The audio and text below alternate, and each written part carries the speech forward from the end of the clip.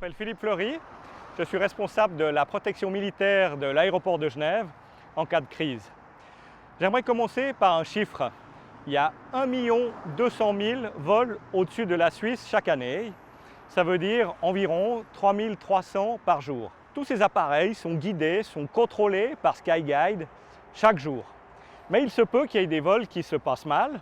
Par exemple, un avion qui ne respecte pas les règles du trafic aérien ou un avion qui survole une zone qu'il n'a pas le droit de survoler ou alors un avion qui est en détresse. C'est là qu'interviennent les forces aériennes avec leurs avions de combat. Ce sont elles qui sont en fait les policiers du ciel qui assurent la protection de l'espace aérien au-dessus de la Suisse et elles le font de deux manières.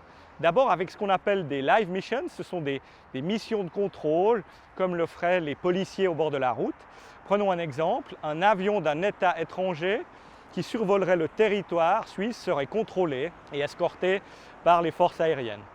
Il y a environ 300 missions de ce type chaque année, ça veut dire environ une chaque jour.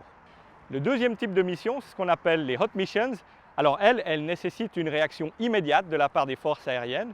Par exemple, un avion voudrait pénétrer une zone d'interdiction de survol au-dessus d'une conférence internationale à Genève.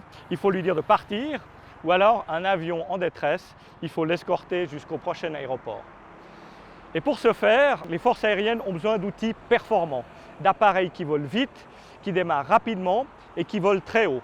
Seuls les avions de combat ont ce type de caractéristiques. Les hélicoptères, les avions d'entraînement ou alors les drones ne sont pas capables de ces performances.